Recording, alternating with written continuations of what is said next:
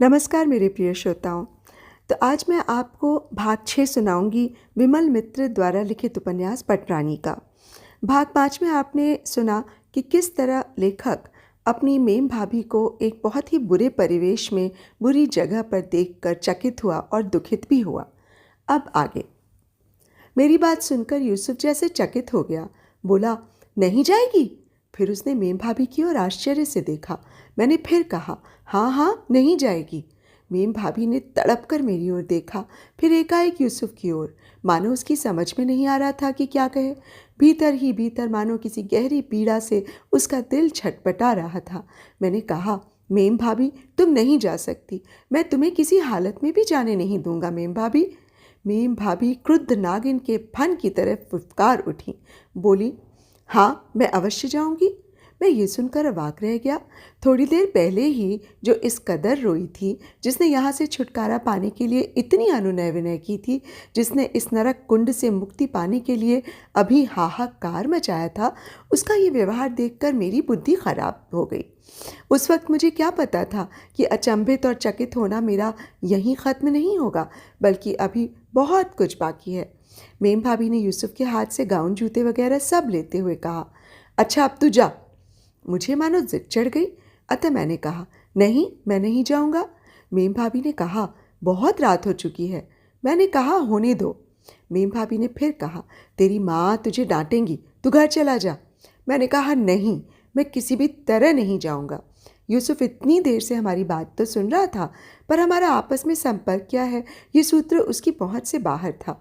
उसने मेरे बदन पर हाथ डालने के मतलब से जैसे ही कदम बढ़ाया कि आंखें लाल करके मेम भाभी गरज पड़ी, यूसुफ खबरदार खबरदार। यूसुफ चुपचाप जहाँ का तहाँ खड़ा रह गया। मेम भाभी ने कहा, मैं कपड़े बदलूंगी, अब तू जा यहाँ से। मैंने कहा, नहीं।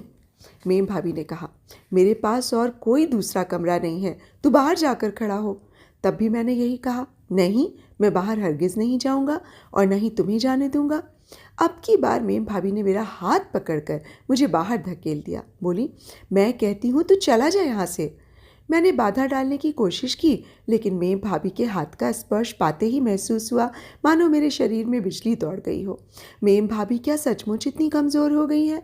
क्या उसका शरीर इतना क्षय हो चुका है? लगा मानो एक फूंक मारते में ही उड़ जाएगी। इतनी हल्की हो चुकी है वो, मानो ज़रा सी ठेस लगते ही ज़मीन पर गिर पड़ेगी और फिर उठ नहीं सकेगी। मुझे बहुत दया और करुणा आई उस पर। ऐसा लगा जैसे मेम भाभी को बहुत दिनों से खाना नहीं मिला हो, पेट भरकर मानो भोजन नहीं खाती, सिर्फ शराब कटकती रहती हो। अतः उसे बाहर जाने से रोकने की अब मेरी इच्छा न रही। अपमानित होकर धीरे धीरे सीढ़ियों से नीचे उतर आया। मेम भाभी ने फटाक से दरवाज़ा बंद कर लिया। सहन में पिंजरे में बैठी बतखें पीक पीक कर उठीं। बगल के कमरे में बैठी लड़कियों ने कदमों की आहट सुनकर एक बार बाहर झांक कर देखा, उसके बाद फिर से सिगरेट पीने लगी। मैं बाहर सड़क पर निकलकर मकान की रोशनी और साज सजावट को पार कर गैस की रोशनी के नीचे अंधेरे की ओट में खड़ा रहा। कुछ देर से मेम भाभी के मकान के सामने एक बहुत बड़ी कार खड़ी थी। मैं उसी ओर एकटक देखता रहा।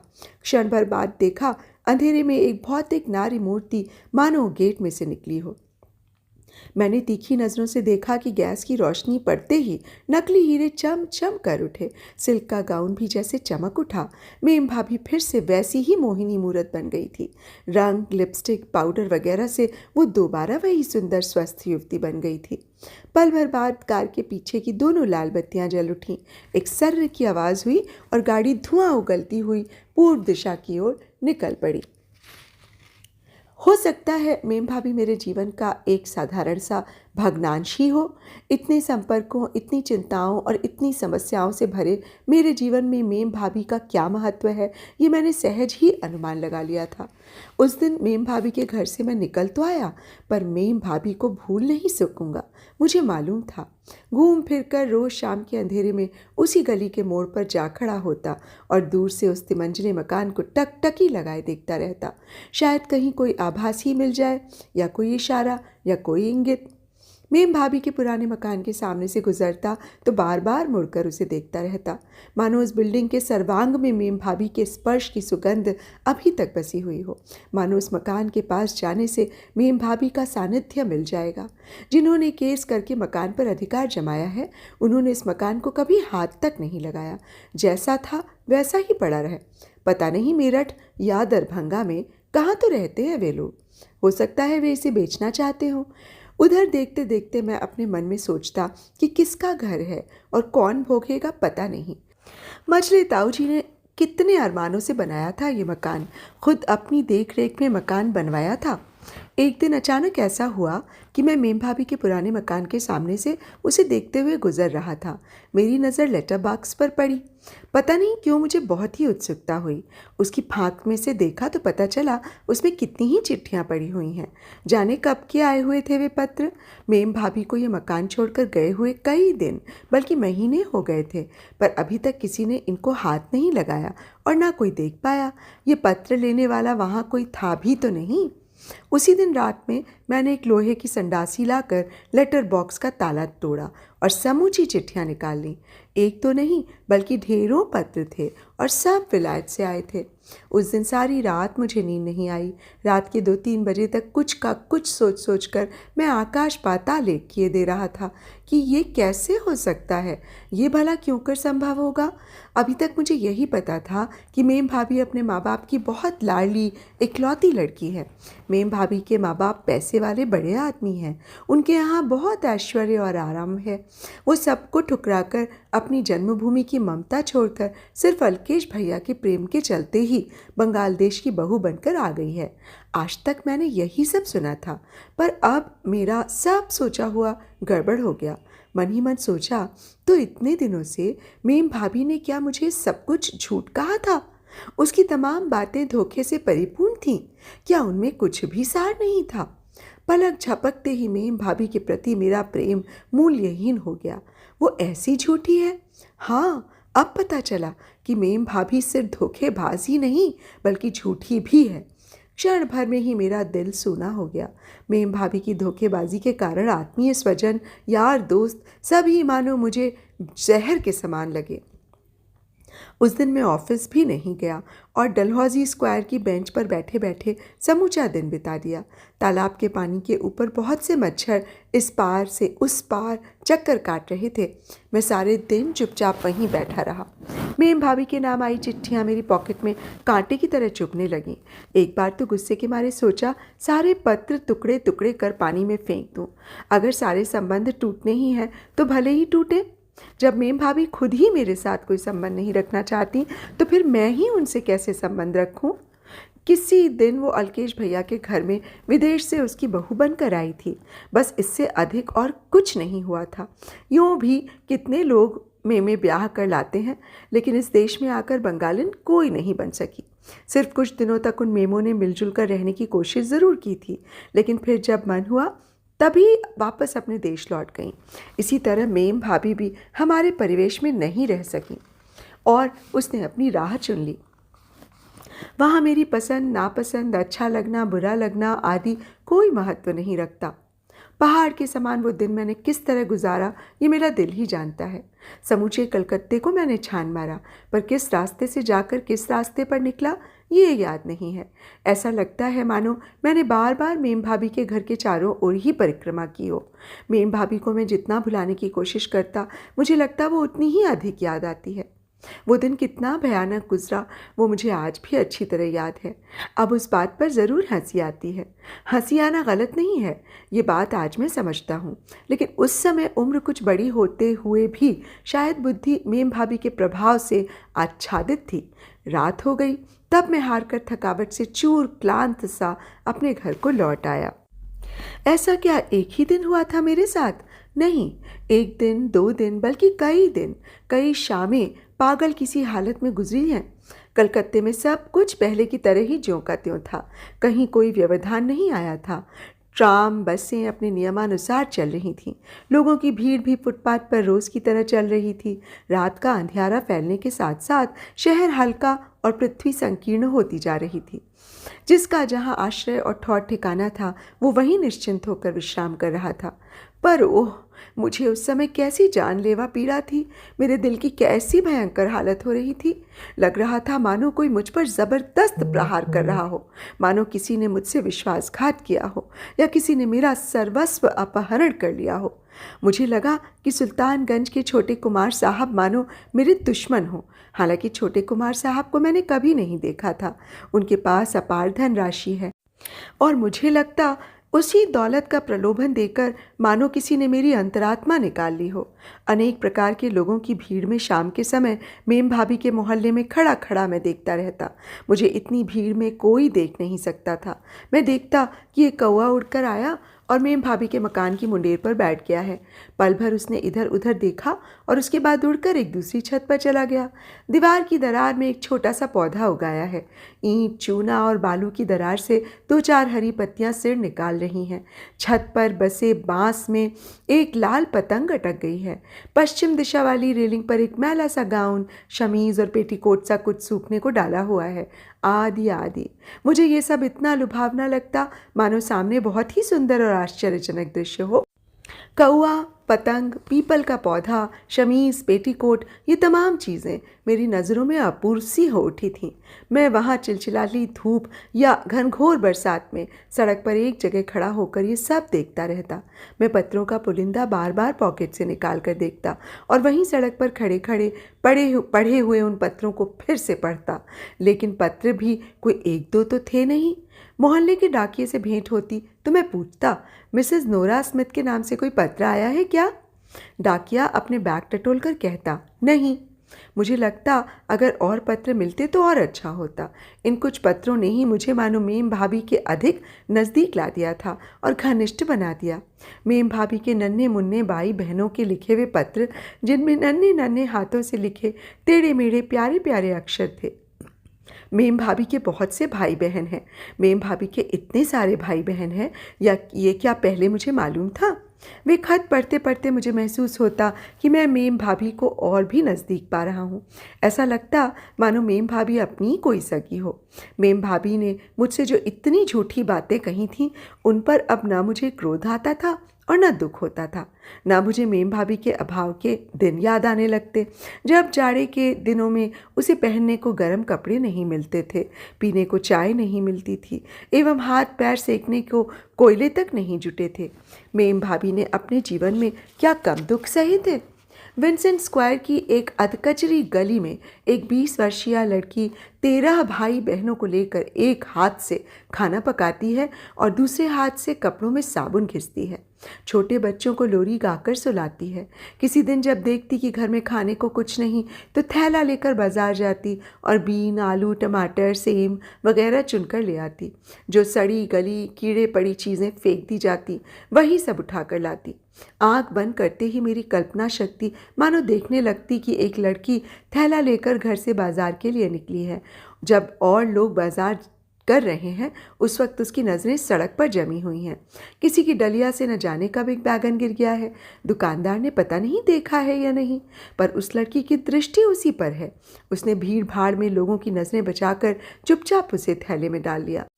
इस तरह पूरी गृहस्थी का भार उस छोटी सी लड़की पर ही आ गिरा था। एक खत में विली ने लिखा था, दीदी अब मैं पब्लिक स्कूल में पास हो गया हूँ, 150 पाउंड और भेज देना, अन्यथा मेरी पढ़ाई आगे नहीं चलेगी। मैटिल्ड के जन्मदिन पर तुमने जो 3 शिलिंग भेजे थे, उससे उनके लिए ओवरकोट खरीद लिया है। मम्मी की हालत वैसी ही है, आंखों से बिल्कुल दिखाई नहीं पड़ता, सारे दिन चक चक करती रहती हैं। उसे अस्पताल से घर भेज दिया गया है। हर महीने उसकी दवा दारू में 30-40 पाउंड खर्च पड़ जाता है। गत मास भेजे गए तुम्हारे 500 पाउंड खर्च हो चुके हैं। अब की बार कुछ ज़्यादा भेजना। अब की क्रिसमस पर सभी को खिलौने, फ्रॉक और सूट वगैरह खरीद कर देने ही पड़ेंगे। बूढ़ी अम्मा बगल के कमरे में पड़ी पड़ी चिल्लाती रहती है। गले की आवाज़ ऐसी हो गई है मानो उल्लू चीख रहा हो। किसी ज़माने में मिसेस स्मिथ पर भी यौवन का खुमार था, लेकिन उस पर पूरी तरह से जवानी आने से पहले ही गांव में एक दिन शोरगुल मच गया। ऐसे वक्त में कौन डॉक्टर को बुलाता और कौन दाई को बुलाता। शहर जाने के बड़े रास्ते में जो सेतु पड़ता है, उसी के नीचे सबकी नज़रों की ओट में जो कुछ घटित होना था वो घट गया। पर तब तक मिसेस स्मिथ का विवाह नहीं हुआ था। शाम का वक्त था। वो धीरे धीरे चलकर उस सेतु के नीचे पहुंची और एक ईंट का सिरहाना बनाकर लेटी रही। एक गिरगिट बहुत देर से देख रही थी कि वो औरत पड़ी हुई कराह रही है। गिरगिट डर के मारे पीछे खिसक गई और वहीं से देखने लगी। वो औरत कभी इधर कभी उधर करवटें बदल रही थी। लग रहा था मानो अगर वो जोर से चीख सके तभी उसे सुकून मिल सकेगा। पर उसके बाद तो उस गिरगिट को भी बहुत अचरज हुआ। खून से लथपथ और कीचड़ एवं मिट्टी से सना हुआ गाउन और एक छोटी सी नवजात लड़की जो उस सेतु के नीचे निर्जीव सी पड़ी थी। गिटगिट डर से कांप उठी। अतः उसने और भी दूर से एक गड्ढे में घुस कर पनाह ली। वहां से वो अपनी आंखें फाड़ फाड़ कर देखने लगी। माँ ने उस लड़की का नाम रखा नोरा, और उस दिन से नोरा की जीवन कहानी शुरू होती है। पत्थर के एक छोटे से मेहराब के नीचे जन्म लेकर आज वो फ्री स्कूल स्ट्रीट के एक फ्लैट में रहती है। पर उसके जन्म से लेकर अब तक के बीच का जीवन बड़ा ही विचित्र है। एक दिन एक पुलिस कांस्टेबल ने अचानक एक लड़की को लाकर कोर्ट में पेश किया। न्यायाधीश ने प्रश्न किया, किस बात का चार्ज है? पुलिस ने कहा था, धर्मावतार, वो बाजार से साग सब्जी चुरा रही थी। जज ने पूछा, उसकी गोद में ये कौन है? आसामी ने जवाब दिया, हुजूर, ये मेरी लड़की है, पर इसका बाप नहीं है हुजूर। आसामी उस दिन रिहा तो कर दी गई, लेकिन कोर्ट की चारदीवारी पार करके बाहर निकलते निकलते ही नोरा के लिए एक बाप तैयार मिला। वो सड़क पर जूते सिलाई का काम करता था। माँ बेटी को देखकर पता नहीं उसके मन में क्या आया कि आसामी को अपने झोले में से एक जोड़ा पुराना जूता निकाल कर दे दिया। फिर वो उन दोनों को अपने घर ले गया और कहा, ये हमारा रसोई घर है, ये डाइनिंग टेबल और ये है बेडरूम। कहने का मतलब ये है कि एक कमरे के 3 हिस्से करके 3 कमरों का काम लिया जाता था। उस समय नोरा का नाम पड़ा नोरा अस्गुड और माँ का नाम मिसेस अस्गुड। फिर एक के बाद एक करके 2 भाइयों और एक बहन का और आगमन हुआ। उन 3 भाई बहनों का बोझ नोरा के ऊपर ही पड़ा। मिसेस अस्गुड की शादी का सिलसिला क्या सिर्फ एक बार की बात थी? कई पतियों को छोड़कर माँ ने दूसरे से शादी की और बार बार नोरा के नाम के साथ साथ अलग अलग उपनाम जुड़ता गया। और सिर्फ उपनाम ही क्यों, घर भी बदलते गए। इन सब के अलावा भाई बहनों की संख्या भी बढ़ती गई। अंत में उपस्थित हुए मिस्टर स्मिथ। नोरा का ये बाप बैंड वाले दल में ढोलक बजाने का काम करता था। नोरा ने छोटे भाई बहनों को गोद और पीठ पर लाद लाद कर कुछ बड़ा किया नहीं कि एक और आकर हाजिर हो जाता। नोरा कहती, मुझ में और ताकत नहीं है बाबा। माँ भड़क उठती, कहती, फिर तू कर की क्या सकती है, ज़रा बता तो। कहो तुम्हें गले में फंदा डालकर मर जाऊं? मेम भाभी ने बताया था, बच्चा हुआ माँ का और हर बार दशा भोगी मैंने। न मुझे सोने को मिलता, न भूख लगने पर खाना मिलता। जब से मैं जन्मी तब से मैंने भाई बहनों को जच्चा घर से ही दूध पिला पिला कर बड़ा किया है।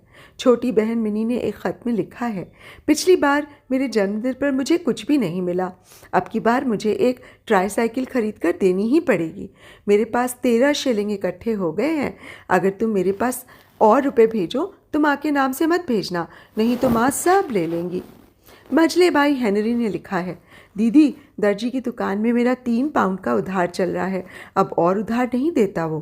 क्रिसमस पर गैबर्डिन का नया सूट सिलवाऊंगा। रुपए ज़रूर भेजना, लेकिन भेजना मेरे नाम से। रुपए आते ही सब के सब भैया ले लेते हैं, हम लोगों को कुछ भी नहीं देते। माँ कहती, इतनी बड़ी ढींगड़ी हो गई है, लेकिन एक पैसा भी कमाने का शऊर नहीं है। बहुत रात गए जब बैंड मास्टर डगमगाते कदमों से घर लौटता तो सब कभी के सो चुके होते। माँ की भी नींद के मारे नाक बजने लगती, लेकिन नोरा बाप के इंतज़ार में जागती रहती। कभी कभी शराब के नशे में होश खो देने पर बाप चीख उठता, शुगर नहीं है? नोरा कहती, नहीं। बस तब तो खाना वाना सब इधर उधर फेंक कर बैंड मास्टर पूरा महाभारत ही मचा देता। चूँकि वो चौथा पति था, अतः नोरा को माँ की सभी चीज़ें स्वयं इंतज़ाम करके रखनी पड़ती थीं। डर के मारे उसका दिल धक धक करने लगता। वो पीछे की खिड़की से भाग जाती। उस वक्त विंसेंट स्क्वायर की सड़क पर आदमी का नामो निशान नहीं रहता। सफ़ेद सफ़ेद रुई जैसी बर्फ़ पेड़ों पर जमी रहती। जाड़े के मारे थरथराती हुई वो एक धोबी के भट्टे के पास छिप जाती। माँ कहती, तुमसे कौन शादी करेगा? कोई और नहीं करेगा। इतनी बड़ी ढींगड़ी जवान ब्याह लायक लड़की होकर भी सड़कों पर मारी मारी फिरती रहती है। मेरी तकदीर में तो यही लिखा है। डोरा कहती, मैं तो इटालियन से शादी करूंगी। वे लोग पत्नी को बहुत प्यार करते हैं, वे लाड़ करना भी जानते हैं। नोरा की इच्छा होती, काश वो भी इटालियन से शादी कर सकती। पति के बारे में की गई कल्पनाओं को कभी कभी वो साकार करने का प्रयत्न भी किया करती। सड़क पर चलते समय एकाएक अगर कोई सुनहरे बालों वाला युवक दिखाई दे जाता तो वो वहीं खड़ी रह जाती कि शायद वो इटालियन ही हो, रोम से आया हो, गया सिसली से। वो उसका ध्यान अपनी ओर आकर्षित करने के विविध प्रयत्न करती। नीचे गले वाला ब्लाउज पहनती, फ्रॉक को घुटनों के ऊपर तक उठा लेती। जब रात को सभी सो जाते तो वो छोटा शीशा बाहर निकाल कर अपना मेकअप करती, होठों को रंग लेती, भौहों को कलम से और नुकीली करती, फिर फेस पाउडर मल मल कर चेहरे को और अधिक लाल कर देती। वो अपना चेहरा खुद ही बार बार शीशे में देखती और अपनी सुंदरता पर आप ही मुग्ध हो जाती। एक आध बार देखकर मानो उसका मन ही नहीं भरता और वो इसी तरह से देख देख कर खुश होती रहती। अंत में एक फटे कपड़े से सब कुछ पोंछकर वो बिस्तर के कोने में पड़ जाती। फिर उसे गहरी नींद आ जाती।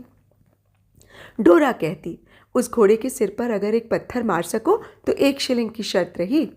बूढ़ा कसाई उन दोनों लड़कियों को दूर से देखते ही दुत्कारने लगता, कहता, चलो भागो यहाँ से, हाँ फिर मांस चुराने आई। लेकिन एक दिन उसी लड़की के शरीर की हड्डियों का मांस उभर आया, गालों पर लाली खिलाई और आंखों ने इशारेबाजी सीख ली। सड़क पर चलते लड़के उस पर तानाकशी करते। बाप शराब के नशे में गलती कर बैठता और माँ उसे तिरछी नज़र से देखती। धीरे धीरे उसकी कमर मोटी होने लगी, पीठ पर मांस चढ़ा और बीचों बीच एक दरार सी बन गई। वो चटपट ही एक चंचल चुलबुली किशोरी में बदल गई। एक दिन माँ बाप दोनों के बीच घमासान झगड़ा हो गया। माँ ने कहा, जाओ निकलो मेरे घर से, निकल जाओ। और बाप कह रहा था, तुम निकल जाओ। ये भी किसी महाभारत से कम नहीं था। नूरा ने छिपकर सब कुछ सुना, लेकिन डर के मारे कुछ कहने की हिम्मत नहीं थी उसमें। बाप के सामने निकलने में भी उसे डर लगता था। वो कहीं मार बैठे या किसी तरह की ज्यादती अथवा अत्याचार करे तो। इन्हीं हालत में एक दिन अलग से मुठभेड़ हो गई। अल्केश मित्र लंदन में वकालत पढ़ने गया था। पिता रुई के व्यापारी थे। इंडिया में बड़ा सा अपना मकान था। उनके यहाँ 4 कारें थीं। अगर उसकी पत्नी बनकर वो इंडिया चली जाए तो बस फिर उसे किसी बात की तकलीफ नहीं रहेगी। कोई भी कुछ काम करने को नहीं कहेगा, सिर्फ बैठे बैठे आराम करो, पैरों पर पैर रखकर किताब पढ़ो। लेकिन भाई बहनों को कौन संभालेगा? अंधी माँ की देखभाल कौन करेगा? बाप के बारे में तो कोई चिंता ही नहीं। उस वक्त बैंड मास्टर स्मिथ जेल में था। अल्केश भैया ने सभी से कहा, मेरे पिता के पास 4 लाख रुपए हैं। रुई के व्यापार में मेरे पिताजी ने बहुत रुपए कमाए हैं। मेरे पिताजी इंडिया में कॉटन किंग हैं। ये सब बातें आज से बहुत साल पहले की हैं। हालांकि ये सब मेरे जानने की बातें नहीं थीं। मेम भाभी का ऐसा रूप मैं जानता भी नहीं था। लेकिन मेम भाभी के नाम उन कुछ पत्रों को पढ़कर मैं मेम भाभी को नई तरह से देखने लगा था। उसने कितनी तरह से मुझसे झूठ कहा है और कितनी सारी बातें उल्टी बताई हैं। जेब में से वे सारे खत ठूंसे मैं पागलों की तरह मेम भाभी से मुलाकात करने को घूम रहा था। और इसी बीच उस दिन यूसुफ से मेरी भेंट हो गई। शायद उसने मुझे पहचाना नहीं। मैं सड़क पर जा रहा था। अचानक लगा कि पीछे वाला लुंगी पहने आदमी पता नहीं क्या बड़बड़ाता हुआ मेरे पीछे से आ रहा है। पलटकर देखा तो यूसुफ था। यूसुफ ने कहा, असली विलायती चीज़ है बाबूजी, खास लंदन से आई है, बिल्कुल अनछुई है। मुझे उस व्यक्ति पर बहुत ही घृणा आई। पहले तो सोचा कि उसे अधिक छूट न दूं। उन लोगों का वही घृणित पेशा है। लेकिन पॉकेट में हाथ जाते ही उन चिट्ठियों की याद आई। मुझे याद आया कि विली ने लिखा है, दीदी इस बार क्रिसमस पर 500 पाउंड और भेजना। इस बार मैटिल्ड के जन्मदिन पर एक ओवरकोट खरीद लिया है। मम्मी की हालत वैसी ही है, एकदम से अंधी हो गई हैं, कुछ भी दिखाई नहीं पड़ता, सारे दिन चकचक करती रहती हैं। तुम रुपए ज़रूर भेजना। यूसुफ ने फिर कहा, असली विलायती चीज़ है बाबूजी, ख़ास विलायत से आई है। मैंने जब अच्छी तरह परख लिया कि वो मुझे नहीं पहचान पाया है और मुझे शिकार समझकर फांस रहा है, तो फिर मैंने भी उसकी गलती सुधारने की कोई कोशिश नहीं की। वो नई चीज़ के गुणों का बखान करता हुआ मेरे साथ साथ चलने लगा। बहुत सी सड़कें पार करके हम उस गली में पहुंच गए जिसमें मेम भाभी रहती थी। मैंने देखा हम दोनों बिल्कुल मेम भाभी के मकान के सामने ही खड़े हैं। मेम भाभी ने कहा था, ये लोग मेरे खून के एक एक कतरे तक का सौदा करते हैं, मालूम है तुझे? तू मुझे इनके हाथों से बचा ले भाई। फिर बोली थी, ये देख, मेरे शरीर में अब कहीं भी खून नहीं बचा। डॉक्टर बैसाख का कहना है, अगर यही सिलसिला चालू रहा तो मैं अधिक नहीं जीऊँगी। नशे में चूर होकर होशो हवास खो देने वाले आदमी की क्या हालत होती है ये मुझे नहीं मालूम, क्योंकि मैंने कभी नशा नहीं किया। लेकिन फिर भी मैंने महसूस किया कि मेम भाभी को शायद किसी प्रकार का नशा करने की आदत है और वो उसी नशे में चारों ओर से बुरी तरह घिर चुकी है। शायद लौकिक संपर्क द्वारा उसे नशे के चंगुल से मुक्त कराना संभव नहीं।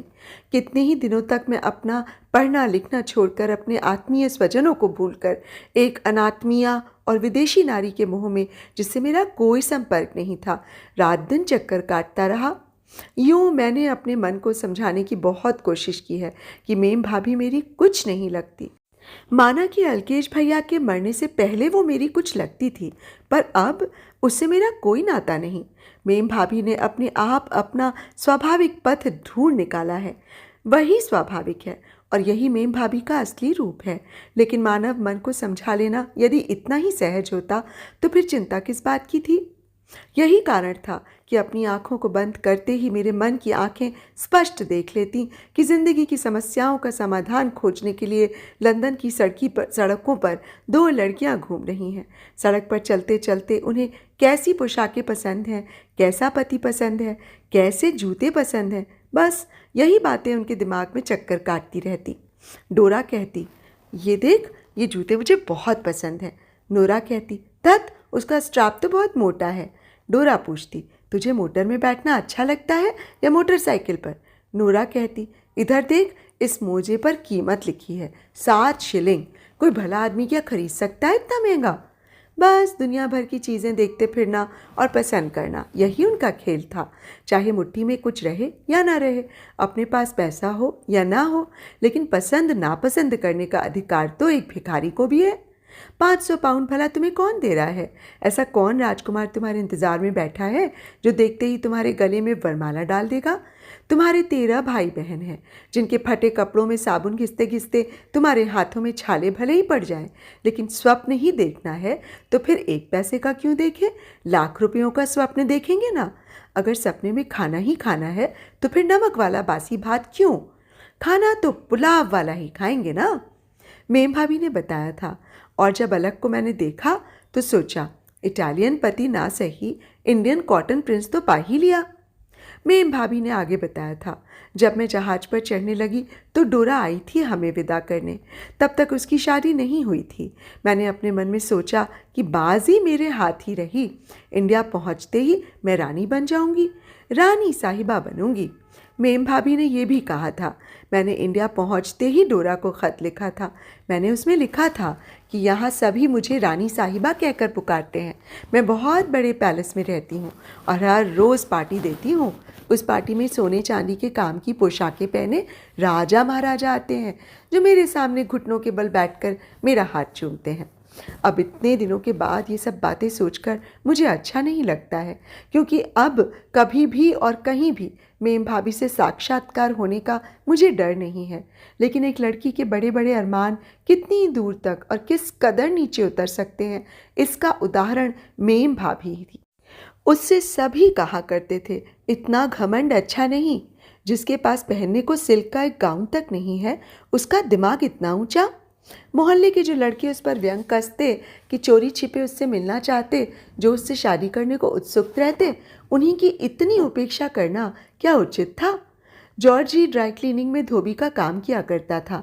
उससे अगर वो शादी कर लेती तो शायद माँ की तरह उसे भी लड़के बच्चों की एक गृहस्थी चलानी पड़ती। और एक था मार्टिन, वो मछली का व्यापार करता था, पर उससे तो उसके अरमान पूरे नहीं होते। मुझे अच्छी तरह याद है कि आबू पहाड़ पर ऊंचे पैलेस में बैठकर मेम भाभी ने कहा था, मुझे कोई भी पसंद नहीं आता था। मैं हमेशा यही सोचती कि मैं जिस स्तर की हूँ उससे ऊंची उठूँ। माँ की हालत में देख चुकी थी, एक के बाद एक शादियाँ की और अंत में सिर धुनकर रोती रही। इसीलिए मुझे लगता अगर मेरी भी यही हालत हुई तो। कहते कहते मेम भाभी की आंखों से झरझर आंसू बहने लगे। वो आगे बोली थी, अलक ने मुझे जो कुछ दिया, उसने जितने भी रुपए मेरे हाथ में रखे, मैंने सब अपने देश भेज दिए। उन्हें लिखा कि मेरे पास रुपयों की कोई कमी नहीं, तुम लोगों को जितने रुपयों की ज़रूरत है सब मैं भेज दूंगी। अब मैं रानी साहिबा बन गई हूँ। मैं बहुत ठाठ से रहती हूँ। मेरे पास अगाध ऐश्वर्य है, किसी तरह का अभाव नहीं। अब मैं सोने के थाल में डिनर खाती हूँ और चांदी की कटोरी में करी। मैंने पूछा, इतने रुपयों की उन्हें आवश्यकता किस लिए पड़ती थी? मेम भाभी ने बाएं हाथ की उंगलियों से घूंघट को थोड़ा सा सरकाकर मुझे बताया, मेरे 13 भाई बहन थे, उनको क्या लायक नहीं बनाना था? मुझे हमेशा यही चिंता रहती थी कि कहीं वे भी मेरी तरह मुसीबतों में ना फंसे। मैं चाहती थी कि उन्हें गरम खाना मिले, आलू की सब्जी खाने को मिले, उन लोगों को गंदी बस्ती में ना रहना पड़े, बल्कि वे किसी आलीशान बंगले के शीत ताप नियंत्रित कमरे की गरमाई फिजा में बैठकर अपना शरीर गर्म कर सकें और जाड़े के दिनों में पाँव में गर्म मोजे पहन सकें। बस मुझे हमेशा यही चिंता लगी रहती थी। मेम भाभी ने आगे बताया था, मेरे रुपयों के सहारे ही उन लोगों ने एक बड़ा सा मकान किराए पर ले लिया है। सभी बहन भाइयों का स्कूल में दाखिला हो गया है। मझले भाई हेनरी ने साइकिल खरीद ली। क्रिसमस के दिनों में सभी को केक मयस्सर हुआ और माँ का शरीर नए तौर पर फिर से स्वस्थ हो गया। भाई बहन आवारा होने से बच गए। मैंने कहा, मेम भाभी, ये सब तुम्हारी मनगढ़ंत कहानी तो नहीं? तो अभी आप सुन रहे थे विमल मित्र जी द्वारा लिखित उपन्यास पटरानी का भाग 6। अब भाग 7 में मैं आपको आगे की कहानी सुनाऊंगी। तब तक के लिए मुझे इजाज़त दीजिए। नमस्कार।